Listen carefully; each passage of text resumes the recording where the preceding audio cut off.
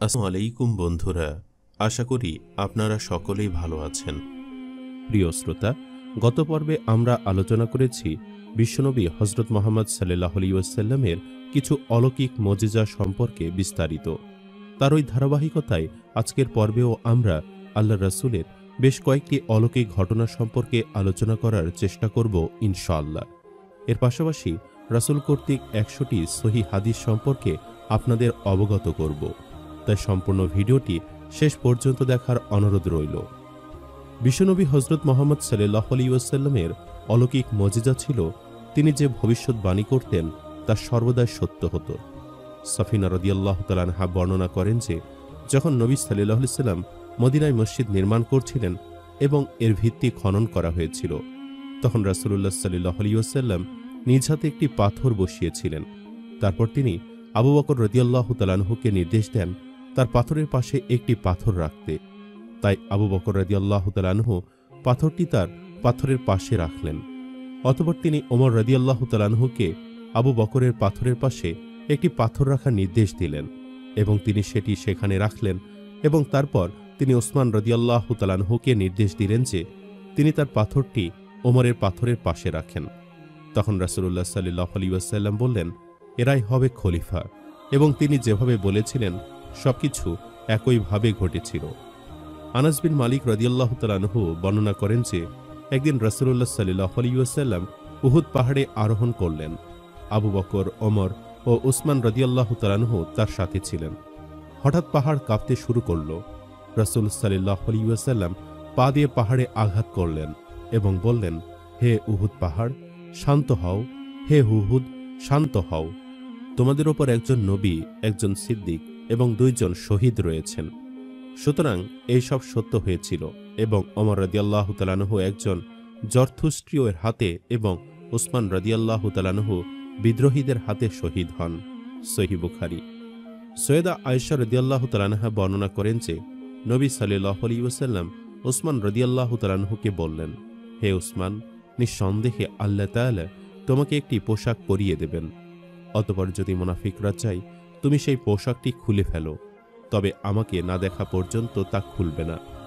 আলেমদের মতে এই পোশাক দ্বারা খিলাফতকে নির্দেশ করা হয়েছিল, যেটি বিদ্রোহীরা কেড়ে নিয়ে তাকে ক্ষমতাচ্যুত করতে চেয়েছিল। কিন্তু তিনি আল্লাহর নবীর সাথে যে প্রতিশ্রুতি দিয়েছিলেন সে প্রতিশ্রুতিতে অটল ছিলেন এবং মৃত্যু পর্যন্ত খিলাফত ছেড়ে দেননি। আলী রাদিয়াল্লাহু তাআলা আনহু বর্ণনা করেন যে রাসূলুল্লাহ সাল্লাল্লাহু আলাইহি ওয়াসাল্লাম বলেছেন, পূর্ববর্তী উম্মতের মধ্যে সবচেয়ে নিষ্ঠুর ব্যক্তি কে ছিল এবং এই প্রজন্মের উম্মতের মধ্যে সবচেয়ে নিষ্ঠুর ব্যক্তি কে? আমি বললাম, জানি না। রাসূলুল্লাহ সাল্লাল্লাহু আলাইহি ওয়াসাল্লাম বলেন, পূর্ববর্তী উম্মতের মধ্যে সবচেয়ে নিষ্ঠুর ব্যক্তি ছিল সালিহ আলাইহিস সালামের সম্প্রদায়ের কিদার বিন সালিফ, যে আল্লাহর উটনির খুর কেটেছিল। এবং এই প্রজন্মের উম্মতের মধ্যে সবচেয়ে নিষ্ঠুর ব্যক্তি হলো সেই ব্যক্তি যে তরবারি দিয়ে তোমার মাথায় আঘাত করবে যতক্ষণ না তোমার দাড়ি তোমার রক্তে লাল হয়ে যাবে এবং সেই ক্ষতের কারণে তুমি শহীদ হবে। মুসনাদে আহমদ। নবী সাল্লাল্লাহু আলাইহি ওয়াসাল্লাম যেভাবে ভবিষ্যৎবাণী করেছিলেন ঠিক সেভাবেই এরকম ঘটেছিল। আব্দুর রহমান বিন মুলজিম খারজি তার তরবারি দিয়ে সকালে নামাজের সময় আলী বিন আবি তালিব রাদিয়াল্লাহু তাআলা আনহুকে হত্যা করেছিল। তার মাথায় তরবারি রাখাতে তার দাড়ি রক্তে লাল হয়ে যায় এবং তিনি শহীদ হন। সাফিনা রাদিয়াল্লাহু তাআলা আনহা বর্ণনা করেন যে রাসূলুল্লাহ সাল্লাল্লাহু আলাইহি ওয়াসাল্লাম বলেছেন, খিলাফত 30 বছর টিকে থাকবে, তারপর তা একটি কর্তৃত্ববাদী রাজ্যে পরিণত হবে। তিরমিজি ও আবু দাউদ। আবু বকর সিদ্দিক রাদিয়াল্লাহু তাআলা আনহু বর্ণনা করেন যে রাসূলুল্লাহ সাল্লাল্লাহু আলাইহি ওয়াসাল্লাম হাসান বিন আলী রাদিয়াল্লাহু তাআলা আনহুর দিকে ইঙ্গিত করে বললেন, আমার এই ছেলেটি একজন শাসক এবং আমি আশা করি যে আল্লাহ তার দ্বারা মুসলমানদের 2টি প্রধান দলের মধ্যে শান্তি স্থাপন করবেন। সহিহ বুখারী। আর ঠিক তাই ঘটেছে। আলী বিন আবি তালিব রাদিয়াল্লাহু তাআলা আনহুর হত্যাকাণ্ডের পর হাসান যখন খলিফা হন এবং তার এবং মুয়াবিয়ার বাহিনীর মধ্যে যুদ্ধ শুরু হতে থাকে, তখন তিনি মুয়াবিয়ার সাথে সন্ধি স্থাপন করেন এবং মুসলমানদের মধ্যে রক্তপাত এড়াতে খিলাফত ত্যাগ করেন। ইবনে আব্বাস রাদিয়াল্লাহু তাআলা আনহু বর্ণনা করেন যে রাসূলুল্লাহ সাল্লাল্লাহু আলাইহি ওয়াসাল্লাম তার স্ত্রীদেরকে উদ্দেশ্য করে বলেন, তোমাদের মধ্যে একজন লাল উট নিয়ে বের হবে এবং হাওয়াবের কুকুর তাকে দেখে ঘেউ ঘেউ করবে এবং তার আশেপাশে বহু লোককে হত্যা করা হবে। এবং তারপর সে রক্ষা পাবে। সে যখন খুন হতে চলেছে তখন তাকে রক্ষা করা হবে। এই ঘটনাটি যেভাবে বর্ণনা করা হয়েছিল সেভাবে সৈয়দা আয়েশা রাদিয়াল্লাহু তাআলা আনহা এর ক্ষেত্রে সম্পূর্ণ হয়েছিল, যা হযরত আলী রাদিয়াল্লাহু তাআলা আনহু এবং সৈয়দা আয়েশা রাদিয়াল্লাহু তাআলা আনহা এর মধ্যে ঘটেছিল, যাকে জামালের যুদ্ধ বলা হয়। যখন তিনি হাওয়াবের স্থানে পৌঁছলেন তখন তিনি যে উটে চড়েছিলেন তা ছিল লাল রঙের। সেখানে বসতির কিছু কুকুর ঘেউ ঘেউ করে এবং হাওয়াবের তীরে দুই দলের মধ্যে যুদ্ধ শুরু হয়। হাওয়াব একটি বড় জলাশয়ের নাম। নবী করিম সাল্লাল্লাহু আলাইহি ওয়াসাল্লাম বদর যুদ্ধে নিহত কাফিরদের সম্পর্কে ভবিষ্যৎবাণী করেছেন, যা পরবর্তীতে সত্য হয়। ওমর বিন খাত্তাব রাদিয়াল্লাহু তাআলা আনহু বর্ণনা করেন যে বদরের যুদ্ধে কাফিররা যেসব স্থানে নিহত হবে সেসব স্থান সম্পর্কে রাসূলুল্লাহ সাল্লাল্লাহু আলাইহি ওয়াসাল্লাম তাদের নামসহ বর্ণনা করেছেন। তিনি বললেন, এই কাফিরকে এখানেই হত্যা করা হবে ইনশাআল্লাহ, এবং এই জনকে এখানে হত্যা করা হবে। ওমর রাদিয়াল্লাহু তাআলা আনহু বলেন, সেই সত্তার কসম যিনি আল্লাহর রাসূলকে সত্য সহ প্রেরণ করেছেন, বদরে নিহত প্রত্যেকেই ঠিক সেই জায়গায় মারা গেছে যেখানে রাসূলুল্লাহ সাল্লাল্লাহু আলাইহি ওয়াসাল্লাম এর আগে উল্লেখ করেছেন। সহিহ মুসলিম। খারিজিদের আবির্ভাব সম্পর্কে ভবিষ্যৎবাণী করেছিলেন আল্লাহর রাসূল, এবং আল্লাহ রাব্বুল আলামিন অলৌকিকভাবে সেই ভবিষ্যৎবাণীও সত্য করেন। আবু সাঈদ খুদরি রাদিয়াল্লাহু তাআলা আনহু বর্ণনা করেন যে আমরা রাসূলুল্লাহ সাল্লাল্লাহু আলাইহি ওয়াসাল্লামের সাথে উপস্থিত ছিলাম এবং তিনি মুসলমানদের মধ্যে মাল বন্টন করছিলেন। তামিম গোত্রের একজন লোক এলো, তার নাম ছিল হুরকুজ বিন জাহির এবং তার উপাধি ছিল ধুল খোয়াইসরি। তিনি বললেন, হে আল্লাহর রাসূল, ন্যায় বিচার করুন। রাসূল সাল্লাল্লাহু আলাইহি ওয়াসাল্লাম বললেন, আমি ন্যায় বিচার না করলে তোমার জন্য খারাপ হতে পারে। পৃথিবীতে আর কে ন্যায় বিচার করবে? আর আমি যদি ন্যায় বিচার না করি তাহলে তোমার চেয়ে বেশি আশাহীন ও নিষ্ফল আর কে হবে? ওমর রাদিয়াল্লাহু তাআলা আনহু বললেন, হে আল্লাহর রাসূল, যদি আপনি আমাকে অনুমতি দেন তাহলে আমি এই অহংকারী ব্যক্তির মাথা কেটে ফেলব। আল্লাহর নবী ওমরকে নিষেধ করলেন এবং তারপর ভবিষ্যৎবাণী করলেন, এই অহংকারী ব্যক্তির মতো কিছু লোক থাকবে, তারা নামাজ ও রোজার প্রতি এতটাই প্রতিশ্রুতিবদ্ধ হবে যে তোমরা তোমাদের ইবাদতকে তাদের তুলনায় তুচ্ছ ও অসম্মানজনক মনে করবে, এবং তারা পবিত্র কোরআন তিলাওয়াত করবে, কিন্তু এর প্রভাব তাদের জীবনের ওপরে থাকবে না। যেভাবে একটি তীর শিকারের শরীর দিয়ে ঢুকে চলে যায় এবং রক্তের একটি দাগও তাতে প্রবেশ করে না, ঠিক একইভাবে তারা দিন থেকে বের হয়ে যাবে এবং দিনের কোনো প্রভাব থাকবে না। এই হতভাগ্য দলের সংকেত হলো তাদের মধ্যে একজন কালো মানুষ থাকবে যার এক বাহুতে নারীর বক্ষের মতো কুঁচকে যাওয়া বক্ষ দুলবে। এই দলটি হবে সেই দল যারা বিশ্বের সেরা দলের বিরুদ্ধে বিদ্রোহ করবে। হাদিসের বর্ণনাকারী আবু সাঈদ আল খুদরি রাদিয়াল্লাহু তাআলা আনহু কসম করে বলেছেন যে তিনি খারিজিদের উদ্দেশ্য করে বলেছেন যারা আলী বিন আবি তালিবের বিরুদ্ধে বিদ্রোহ করেছিল। আবু সাঈদ বলেন, খারিজিদের সাথে যে যুদ্ধ হয়েছিল তাতে আমি অংশগ্রহণ করেছিলাম। তাই হযরত আলীর বিরোধীদের খোঁজ করার পর একজন লোককে ধরে তার সামনে আনা হলো, যার একটি নরম হাত ছিল। সে ছিলেন এই দলটির নেতা এবং এই দলটি একই গোত্রের অন্তর্ভুক্ত ছিল, যেটি সম্পর্কে আল্লাহর নবী সাল্লাল্লাহু আলাইহি ওয়াসাল্লাম পূর্বে ভবিষ্যৎবাণী করেছিলেন। মঙ্গলদের দ্বারা বাগদাদের পতন সম্পর্কে ভবিষ্যৎবাণী করেছিলেন বিশ্বনবী হযরত মুহাম্মদ সাল্লাল্লাহু আলাইহি ওয়াসাল্লাম, এবং অলৌকিকভাবে সে ভবিষ্যৎবাণী খানাও সত্য হয়েছিল। আবু বকর সিদ্দিক রাদিয়াল্লাহু তাআলা আনহু বর্ণনা করেন যে রাসূল সাল্লাল্লাহু আলাইহি ওয়াসাল্লাম বলেছেন, টাইগ্রিস নদীর কাছে একটি বড় মুসলিম শহর হবে, টাইগ্রিসের উপর একটি বড় সেতু হবে। শেষ দিনে চওড়া মুখ এবং ছোট তীক্ষ্ণ চোখওয়ালা তুর্কিরা আক্রমণ করবে এবং নদীর তীরে অবস্থান করবে। মুসলিম জনসংখ্যা 3 ভাগে বিভক্ত হবে। একদল তাদের মালামাল গরুর উপর বোঝাই করে শহর ছেড়ে পালিয়ে যাবে, দ্বিতীয় দলটি তাদের পরিবার ও সন্তানদের শহরে রাখবে। তারা তখন অগ্রসর হবে এবং এই তুর্কি কাফেরদের বিরুদ্ধে যুদ্ধ করবে। এই দল শহীদ হবে। আবু দাউদ। আব্বাসীয় খিলাফতের শেষের দিকে মুস্তাসিম বিল্লার সময়ে এই ভবিষ্যৎবাণী পূর্ণ হয়েছিল। মঙ্গলরা বাগদাদ শহর আক্রমণ করেছিল। সে সময় টাইগ্রিসের ওপর একটি সেতুও ছিল। মঙ্গলরা শহরটি অবরোধ করে। কিছু মুসলমান তাদের পরিবার নিয়ে শহর ছেড়ে পালানোর চেষ্টা করেছিল, কিন্তু মঙ্গলরা তাদের সবাইকে হত্যা করেছিল। কেউ কেউ মঙ্গল সম্রাটের কাছে সুরক্ষা চেয়েছিলেন। তাদের মধ্যে খলিফা মুস্তাসিম এবং সংখ্যাগরিষ্ঠ অভিজাত ছিলেন। তারা মঙ্গলদের আনুগত্য ও বিশ্বাসের অঙ্গীকার করেছিল, কিন্তু তারা তাদেরও হত্যা করেছিল। তৃতীয় দলটি কাফেরদের বিরুদ্ধে সাহসিকতার সাথে যুদ্ধ করেছিল। মহান আল্লাহ তাদের শাহাদাত দান করেন। উল্লেখ্য যে সুনানে আবু দাউদে যে হাদিসটির উল্লেখ আছে তা বাগদাদের পতনের 400 বছর আগে সংকলিত হয়েছিল। আবু যর রাদিয়াল্লাহু তাআলা আনহু বর্ণনা করেন যে রাসূলুল্লাহ সাল্লাল্লাহু আলাইহি সাল্লাম আমাকে সম্বোধন করে বললেন, মদিনায় একবার এত রক্তপাত হবে যে কালো পাথরে রক্ত জমাট বেঁধে যাবে এবং প্রচুর পরিমাণে রক্ত দেখা যাবে। আবু দাউদ। এই ভবিষ্যৎবাণীও সত্যি হল। হযরত হোসেন রাদিয়াল্লাহু তাআলা আনহু এর শাহাদাতের পর মদিনার অধিকাংশ সাহাবী যখন ইয়াজিদের খারাপ আচরণের কারণে তার হুকুম মান্য করা থেকে মুখ ফিরিয়ে নেন, তখন ইয়াজিদ মুশরাব বিন উকবাকে সেনাপতি বানিয়ে মদিনায় রক্ত পিপাসু বাহিনী পাঠায়। অতঃপর হাররা নামক স্থানে, সেখানে কালো পাথর রয়েছে, সেখানে প্রচণ্ড যুদ্ধ হয়। এতে শত শত সাহাবী ও তাদের সন্তান শহীদ হন এবং হাররার কালো পাথর রক্তে রঞ্জিত হয়। এরপর 3 দিন মদিনা নগরী লুট করা হয়। এবার আপনাদের সামনে উপস্থাপন করব রাসূল সাল্লাল্লাহু আলাইহি সাল্লামের 100টি সহিহ হাদিস। 1. যারা সুদ খায়, যারা সুদ নেয়, যারা সুদের সাক্ষী হয় এবং যারা সুদের আদান প্রদান লেখে, নবী করিম সাল্লাল্লাহু আলাইহি ওয়াসাল্লাম তাদের সকলকে অভিশাপ দিয়েছেন। সহিহ বুখারী, ইবনে মাসউদ রাদিয়াল্লাহু তাআলা আনহু। 2. বান্দার উপর আল্লাহর অধিকার হলো তারা কেবল তারই আনুগত্য ও দাসত্ব করবে এবং তার সাথে কোনো অংশীদার বানাবে না। সহিহ বুখারী। 3. বলো, আমি আল্লাহর প্রতি ঈমান এনেছি, অতঃপর এ কথার উপর অটল থাকো। সহিহ মুসলিম। 4. যে কেউ এই ঘোষণা দেবে, আল্লাহ ছাড়া কোনো ইলাহ নাই এবং মুহাম্মদ সাল্লাল্লাহু আলাইহি ওয়াসাল্লাম আল্লাহর রাসূল, আল্লাহ তাকে জাহান্নামের জন্য নিষিদ্ধ করে দেবেন। সহিহ বুখারী। 5. ঘুষদাতা এবং গ্রহীতা উভয়ের উপর আল্লাহর অভিশাপ। বুখারী, ইবনে ওমর রাদিয়াল্লাহু তাআলা আনহু। 6. যে পবিত্র থাকতে চায়, আল্লাহ তাকে পবিত্র রাখেন। সহিহ বুখারী। 7. সালাত হলো নূর। সহিহ মুসলিম। 8. যখন রমজান শুরু হয় তখন রহমতের দুয়ার খুলে দেওয়া হয়। সহিহ বুখারী। 9. আল্লাহর পথে একটি সকাল কিংবা একটি সন্ধ্যা ব্যয় করা গোটা পৃথিবী এবং পৃথিবীর সমস্ত সম্পদের চেয়ে উত্তম। সহিহ বুখারী। 10. সর্বোত্তম বাণী আল্লাহর কিতাব। সহিহ মুসলিম। 11. সর্বোত্তম জীবন পদ্ধতি হচ্ছে মুহাম্মদ সাল্লাল্লাহু আলাইহি সাল্লাম প্রদর্শিত পদ্ধতি। সহিহ মুসলিম। 12.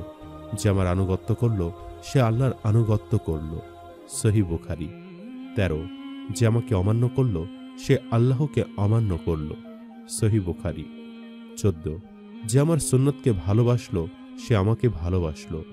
সহিহ মুসলিম। 15. যে আমার সুন্নত থেকে বিমুখ হলো সে আমার লোক নয়। সহিহ মুসলিম। 16. যে কোনো কাজ নির্ভর করে নিয়তের ওপর। সহিহ বুখারী। 17. প্রত্যেক ব্যক্তি তার কাজের সেই ফলই পাবে যা সে নিয়ত করেছে। সহিহ বুখারী। 18. আল্লাহ তোমাদের চেহারার সুরত ও ধন সম্পদ দেখবেন না, তিনি দেখবেন তোমাদের অন্তর ও কাজ। সহিহ মুসলিম। 19. তোমাদের মধ্যে সবচেয়ে ভালো মানুষ তারা যাদের আচার ব্যবহার সবচেয়ে ভালো। সহিহ বুখারী। 20. আল্লাহ নবীর চরিত্র ছিল ঠিক কোরআনের মতো। আয়েশা রাদিয়াল্লাহু তাআলা আনহা। সহিহ মুসলিম। 21. দিন খুব সহজ। সহিহ বুখারী। 22. দিন হলো কল্যাণ কামনা। সহিহ মুসলিম। 23. আল্লাহ যার ভালো চান তাকে দিনের সঠিক জ্ঞান দান করেন। সহিহ বুখারী।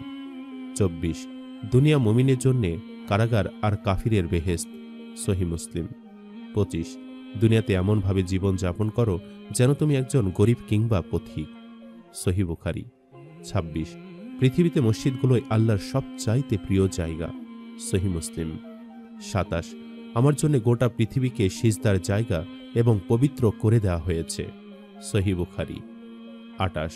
যে আল্লাহর উদ্দেশ্যে একটি মসজিদ বানায়, আল্লাহ জান্নাতে তার জন্য একটি ঘর বানায়। সহিহ বুখারী। 29. কিয়ামতের দিন মুয়াজ্জিনের ঘাড় সবচেয়ে লম্বা উঁচু হবে। সহিহ মুসলিম। 30. নিজের জন্য যা পছন্দ করো অন্যদের জন্যেও তাই পছন্দ করবে, তবে হতে পারবে মুমিন। সহিহ মুসলিম। 31. তোমাদের কেউ মুমিন হবে না যতক্ষণ সে নিজের জন্য যা পছন্দ করে তার ভাইয়ের জন্যেও তাই পছন্দ না করবে। সহিহ বুখারী। 32. অনুমান ও কুধারণা করা থেকে বিরত থাকো, কেননা অনুমান হলো বড় মিথ্যা কথা। সহিহ বুখারী। 33. জুলুম করা থেকে বিরত থাকো, কেননা কিয়ামতের দিন জুলুম অন্ধকারের রূপ নেবে। সহিহ মুসলিম। 34. জুলুমের ফরিয়াদ থেকে আত্মরক্ষা করো। সহিহ বুখারী। 35. মুসলমান মুসলমানের ভাই, সে তার ভাইয়ের প্রতি জুলুম করে না এবং তাকে অপমানিতও করে না। সহিহ মুসলিম। ৩৬, মুমিন মুমিনের সাথে প্রাচীরের গাঁথনির মতো মজবুত সম্পর্ক রাখে। সহিহ বুখারী। ৩৭, জেনে তার আনুগত্য করল, সে আমারই আনুগত্য করল। সহিহ বুখারী। ৩৮, জেনে তার অবাধ্য হল, সে আমার অবাধ্য হল। সহিহ বুখারী। ৩৯, কারো এমন হুকুম মানা যাবে না যাতে আল্লাহর হুকুম অমান্য করতে হয়। সহিহ মুসলিম। ৪০, দান হচ্ছে একটি প্রমাণ। সহিহ মুসলিম। ৪১, যে আল্লাহ ও পরকালের প্রতি ঈমান রাখে সে যেন উত্তম কথা বলে। সহিহ বুখারী। ৪২, ডান হাতে খাও এবং যা নিকটে তা থেকে খাও। সহিহ বুখারী। ৪৩, যে আল্লাহ ও পরকালের প্রতি ঈমান রাখে সে যেন নিজের মেহমানকে সম্মান যত্ন করে। সহিহ বুখারী। ৪৪, প্রতিটি ভালো কাজে একটি দান। সহিহ বুখারী। ৪৫, মুসলমান সে যে নিজের অনিষ্টকর ভাষা ও কর্ম থেকে মুসলমানদের নিরাপদ রাখে। সহিহ বুখারী। ৪৬, মুসলমানকে গালি দেওয়া ফাসেকি আর হত্যা করা কুফরি। সহিহ বুখারী। ৪৭, প্রত্যেক মুসলমানের জন্য অপর মুসলমানদের রক্ত, সম্পদ ও ইজ্জত সম্মানযোগ্য। সহিহ মুসলিম। ৪৮, মুহাজির সে যে আল্লাহর নিষেধ করা কাজ ত্যাগ করে। সহিহ বুখারী। ৪৯, সবর হলো আলো। সহিহ মুসলিম। ৫০, যে কাউকেও প্রতারণা করল সে আমার লোক নয়। সহিহ মুসলিম। ৪১, তোমরা একে অপরের প্রতি হিংসা করো না, ঘৃণা বিদ্বেষ করো না এবং পরস্পর থেকে মুখ ফিরিয়েও নিও না। সহিহ মুসলিম। ৫২, রোগীর সেবা করো এবং ক্ষুধার্তকে খেতে দাও। সহিহ বুখারী। ৫৩, আল্লাহ সকল কিছুর প্রতি দয়া ও সহানুভূতি দেখাবার নির্দেশ দিয়েছেন। সহিহ মুসলিম। ৫৪, আল্লাহ ততক্ষণ বান্দার সাহায্য করেন যতক্ষণ সে তার ভাইয়ের সাহায্য করে। সহিহ মুসলিম। ৫৫, যে তার প্রভুকে স্মরণ করে আর যে করে না তাদের উদাহরণ হল জীবিত ও মৃতের মতো। সহিহ মুসলিম। ৫৬, যার মনে বিন্দু পরিমাণ অহংকার আছে সে জান্নাতে প্রবেশ করবে না। সহিহ মুসলিম। ৫৭, তোমাদের মাঝে সালাম আদান প্রদানের ব্যাপক প্রচলন করো। সহিহ মুসলিম। ৫৮, যে মানুষের প্রতি দয়া করে না আল্লাহ তার প্রতি দয়া করেন না। সহিহ বুখারী। ৫৯, মনের প্রাচুর্যই আসল প্রাচুর্য। সহিহ বুখারী। ৬০, প্রতিটি শোনা কথা বলে বেড়ানোটাই মিথ্যাবাদী হবার জন্য যথেষ্ট। সহিহ মুসলিম। ৬১, শক্তিশালী সে যে রাগের সময় নিজেকে নিয়ন্ত্রণে রাখতে পারে। সহিহ মুসলিম। ৬২, যার কর্ম তাকে ডুবায় তার বংশ তাকে উঠাতে পারে না। সহিহ মুসলিম। ৬৩, যে ব্যক্তি একজন মুসলমানের দোষ গোপন করবে আল্লাহ দুনিয়া ও আখিরাতে তার দোষ গোপন করবেন। সহিহ মুসলিম। ৬৪, প্রতিটি বান্দা কিয়ামতে তাই নিয়ে উঠবে যা নিয়ে সে মরেছে। সহিহ মুসলিম। ৬৫, মতভেদ করো না, তোমাদের পূর্বে যারা মতভেদ করেছিল তারা ধ্বংস হয়েছে। সহিহ বুখারী। ৬৬, গোটা সৃষ্টি আল্লাহর পরিবার, যে ব্যক্তি আল্লাহর পরিবারের জন্য বেশি উপকারী সে তার কাছে বেশি প্রিয়। সহিহ মুসলিম। ৬৭, রাসূল সাল্লাল্লাহু আলাইহি সাল্লামের কাছে কিছু চাওয়া হয়েছে আর তিনি না বলেছেন এমন কখনো হয়নি। সহিহ বুখারী। ৬৮, আমি প্রেরিত হয়েছি রহমত হিসেবে। সহিহ মুসলিম। ৬৯, আমার উম্মতের উত্তম লোক হল আমার সময়ের লোকেরা। সহিহ বুখারী। ৭০, আমার সাহাবীদের গালি দিও না। সহিহ বুখারী। ৮০, আমি যদি আমার প্রভুকে ছাড়া আর কাউকেও বন্ধু বানাতাম তবে অবশ্যই আবু বকরকে বন্ধু বানাতাম। সহিহ বুখারী। ৮১, আমি আল্লাহর কাছে দিনে ১০০ বার ক্ষমা প্রার্থনা করি। সহিহ মুসলিম। ৮২, বান্দা যখন অপরাধ স্বীকার করে এবং তওবা করে তখন আল্লাহ তার তওবা কবুল করেন। সহিহ বুখারী। ৮৩, হে আল্লাহ, আমি তোমার কাছে পানা চাই দুশ্চিন্তা থেকে, মনকষ্ট থেকে, বার্ধক্য থেকে, আলস্য ও কাপুরুষতা থেকে এবং কৃপণতা ও ঋণের বোঝা থেকে। সহিহ বুখারী। ৮৪, হে আল্লাহ, আমার অন্তরে আল্লাহ ভীতি দাও এবং তাকে পরিশুদ্ধ করো, তুমি তো তার উত্তম পরিশুদ্ধকারী। সহিহ মুসলিম। ৮৫, হে আল্লাহ, আমি তোমার কাছে চাই হিদায়াত, আল্লাহ ভীতি, পবিত্র জীবন এবং প্রাচুর্য। সহিহ মুসলিম। ৮৬, ক্ষুধার্তকে খাদ্য দাও, রোগীকে দেখতে দাও এবং কৃতদাসকে মুক্ত করো। সহিহ বুখারী। 87 সুখবর তার জন্যে যে আমাকে দেখেছে, 7 বার সুখবর ওই ব্যক্তির জন্যে যে আমাকে দেখেনি অথচ আমার প্রতি ঈমান এনেছে। আহমদ। 88 সব আদম সন্তানই ভুল করে, তবে এদের মধ্যে উত্তম হলো তারা যারা ভুলের জন্য তওবা করে। তিরমিজি।